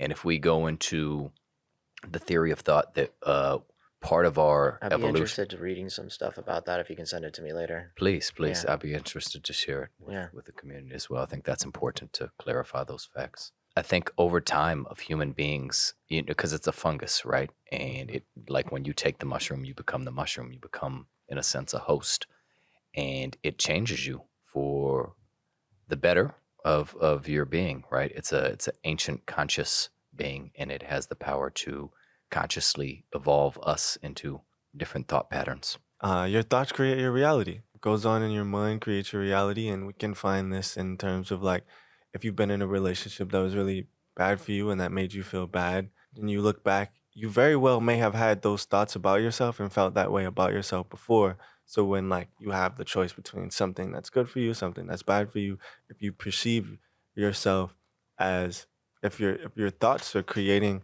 if your thoughts aren't an ally, if your thoughts are a realm in which you're finding anguish, then you're in a sense attracting that same anguish in the world. And the mushrooms, with the way they clean your thoughts and they raise the vibration of your thoughts, can do the same thing for your reality. Like you still have to take action, but just having more positive thoughts, think about what that does for you. You know, you're far less distracted. You're hopeful when you do things. You may even work harder at them because you believe that they're actually gonna work. You know, it helps you become more social. That definitely helps you connect and hear the earth more. Yeah. And it's a beautiful period of life to discover the mycelium consciousness, whether you're reading about it or experiencing it or taking it or cooking with it. Like they're a really phenomenal aspect of this dimension. I mean, you bring up your thoughts, right? So what you think about, you bring about, and what you focus on becomes like what you're thinking about. And I just took a Joe Dispenza workshop 2 weekends ago, and so his main thing is he talks about your personality is a combination of the way you think, what you feel, and what you do, right? That creates your personality, and that also creates your personal reality. So understanding that your thoughts turn into emotions, and those emotions turn into habits, and that literally is how you train your brain and your subconscious, right? Mhm. And so, yes, what you think about literally, like that's how you're training your brain. And then you start having an emotion that relates to it. And then after you keep doing things a certain way over and over and over again, it travels throughout your brain and it becomes an automatic habit. So the way that it travels, it goes from your neocortex and like your frontal lobe, and that's where your thoughts and like where you're thinking, it starts there. Then it travels to your limbic brain, is where your emotions are stored. And so you're basically communicating with those most of the time. And then you're creating your habits between your thoughts and the emotions that relate to it. And then over time, you keep doing things over and over again in the same pattern.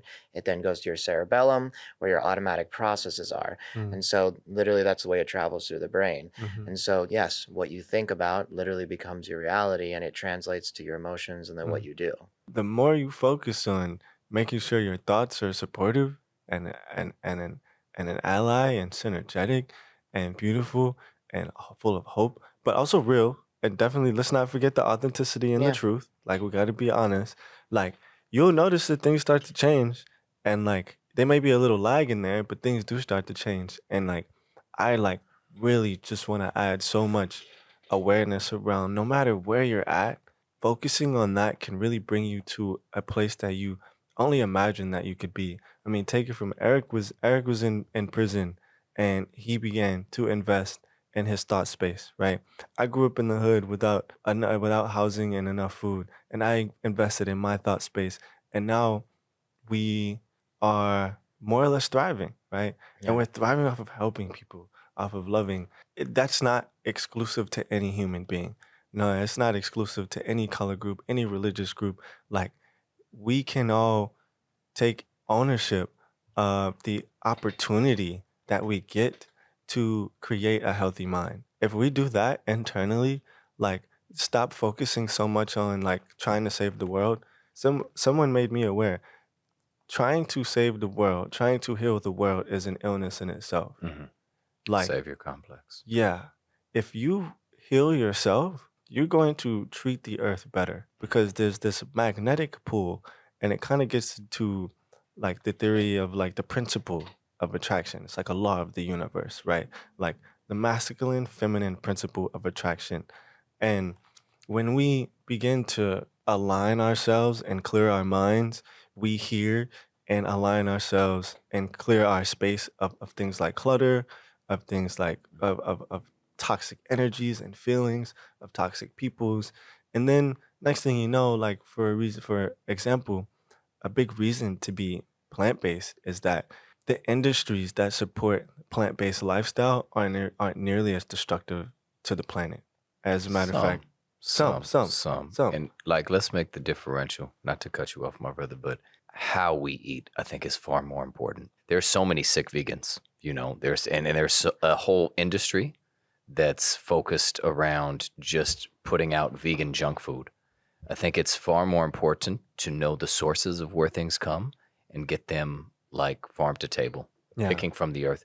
Even like the indigenous, they eat tons of meat, but they take the spirit of that animal directly. And there's a reciprocity and kind of a contract that occurs when that happens, and they utilize everything, put it back into the earth. So I think, being very conscious about the exchange in which how we put things into our temples is key. Yeah, Because we're water, essentially, like what you're talking about, all the memory, all of that, we like how we speak to ourselves. That's why mantras are so essential. We are water. Yeah. With a bunch of floating things in that water. But water is a memory complex, right? Which stores, it's an infinite storage. It's the perfect conduit of energy. And that's why when lightning strikes a pool or a puddle, it disperses everywhere. That's why we have these metals, these coppers and these leads and the gold all in our body that is able to catch that energy and distribute it in a perfect way.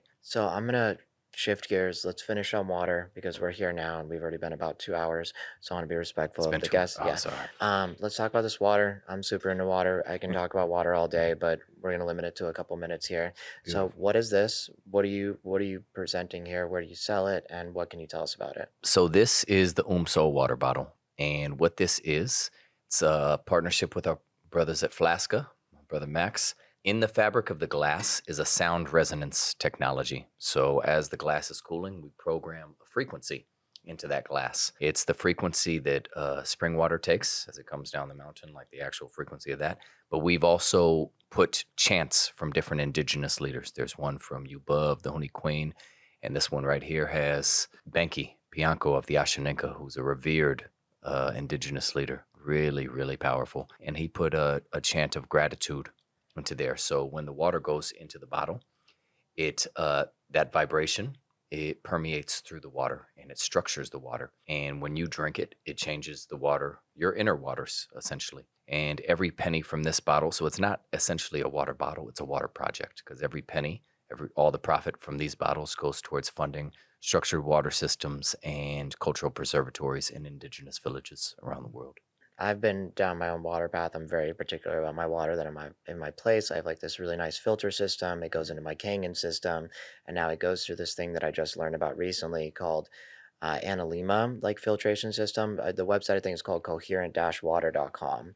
And so I was watching this podcast that was shown to me through my friends at Hydrate Wellness Spa down in San Diego.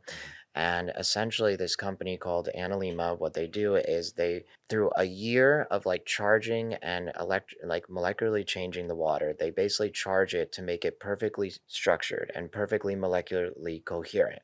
And what they do is you buy this at-home system where water will run through this device that they've created, or they give you this little wand. And this wand essentially has a crystal vial of the water inside, which they call the mother water. Primordial waters. Yeah. And so any water that comes near this crystal vial literally changes its molecular structure after literally spinning in it just for like 15 seconds to a minute. And they have done studies on this water showing that no matter what they do to it, they've tried to destroy the molecular structure. They cannot destroy the molecular structure. Even after it gets like messed up through, let's say, heating it up, it goes back to its structure itself. And they've shown that people that are drinking structured water, or I mean, for them, it's structured water, but I'm sure that your water also would have a benefit too on a molecular level, that it's reversing their biomarkers anywhere from 2 to 10 years after drinking it for like 90 days to 6 months. And so, we're 99% water molecules like our entire body. So why wouldn't you focus on making sure that you're drinking good water? So I'll make sure to send you a link to this Coherent Water thing, and I'll be happy to get you some as gifts. And I'm sure that in combination with the blessings and the gratitudes that are coming from, I'm going to call it a different vibration, right? This is probably more a scientific vibration more than a gratitude vibration, but in combination with both, it's probably going to have different emotional and physical benefits that are going to resonate within you. But I've just learned in my life, the better quality water that I drink, the better my quality of life has been improving on all levels. Absolutely. Yeah. Yeah, Like what you're talking about, how it reverts back to that core water it's like a core memory. So when I camp at Burning Man, Amazon, we do something, my brother Daniel is the creator, called the Altar of Intentions. It's a vortex of water. We work with the Masaru Emoto Institute. For those who don't know, Masaru Emoto's the physicist that showed that we can change the alchemic structure of the water simply by saying like, I love you or I hate you. This bottle is part of that process as well. awesome. And I was literally going to bring up that experiment because but continue. Yeah. So I didn't know you were working with them. Yes, That's even directly. sicker. I was literally going to bring it up. Okay, go ahead. So Yeah. at Burning Man, if for those who want to check it out, go to Altar of Intentions on Instagram. And we have a vortex of water. When the temple burns, we light fire in the middle of the water. So it's a vortex. It's a really beautiful art project with crystals all around. But what we do is we take water samples on the first Sunday and the last Sunday of Burning Man, and we show how the actual alchemical structure of the water molecule is changed by the prayers of thousands of people coming up to this altar and giving it their energy and their prayers. Sick. And you can actually go on the altarofintentions.com or Altar of Intentions on Burning Man or on For Instagram. people who are listening to this and think this is woo-woo, this is scientifically backed studies that show that literally your energies and intentions towards water changes its molecular structure. Yeah. This is not woo-woo. This is not false. This is real science. Yeah. And it will literally change you as an individual. Yes. It will make you healthier. It will help your cognitive function. Like if I'm going to do something 5-6 times a day, that's the one thing I'm going to do the best, in my opinion, right? We do this more than anything else. You cannot survive without water. Why don't you do it as efficiently and as beneficial for your soul as possible? So, I mean, that's how I feel about it. So And I'm very speaking much into to my your water. water like a Yeah. friend, Yeah. like just whenever you're mad, if you just take a sip of water, it will calm you down. If you say something to it in that moment, like I bring harmony into my being at this moment, and then you drink it even more so, because you're structuring that water with your word sound. It's proven that when we speak, you can weigh the word, right? There's an actual tangible materialism that happens when we speak a word, when we bring it into existence. And the water, like I said, as a conduit, does that. Man, thank you so much for bringing us here, for allowing us to share our stories. Yeah. Really grateful for our friendship and for all that you're accomplishing. Thank you so much, my brother. No, guys, thank you so much. And just also a reflection of, like I said, you guys took the things that could have destroyed you and things that severely traumatized you, things that hurt you in your life, and you turned those into some of your greatest strengths. And so that's a reflection of how in life it's up to you. You can choose the type of person you want to be. You can choose how something has an effect on you. It's up to you at the end of the day, right? When you were in prison, you could have just went back to a life of crime, making bad decisions, but you made a conscious decision that I'm going to take this experience. I'm going to improve myself. I'm going to change who I am as an individual, and I'm going to go out there and do the damn thing. And even so too, like both of you coming from situations which might have been, a bit more racist, or you could have chosen to see color and, disconnect from other people. But instead, you once again flipped the coin. You said, no, I'm going to connect with the people that others wouldn't even expect me to. And that helped to improve your lives and improve your relationships. Right. And so I just want to end the podcast with, I want you to walk us through one more time your different websites, spell them out for everybody, and then so everybody knows, and just short explanation of what they do so people can reach out to you if they want to get involved or just if they want to purchase the products. Thank you so much. Thank you so much. Blessings, everyone. So the first one, no Res Gourmet, if you want to come help us in the garden and kind of follow what we're doing with the farm to table movement in the inner cities of LA. The other one is helpumso, so umso.org. Drink Ashe, drinkase.com, and Omnisoul, omnisoul.co. And yeah, and my brother Jew, he has his detox. Yes, for the quantum detox. Well, what's up, everybody? I'm Umirion, also known as Jew character. To my friends and family, I do indeed have the quantum detox, and a lot of the stuff is a part of it in order to find that detox. Because of the nature of its healing modality, it's best to contact me either through Instagram. So we've got the spiritual AI guy, or you can email me at quantumtruthandwellness@gmail.com, or you can also find my website, https://beacons.ai/quantum health. Now, BEACONS, and then .ai/quantum health. We will have all this information, by the way, in the description of the podcast.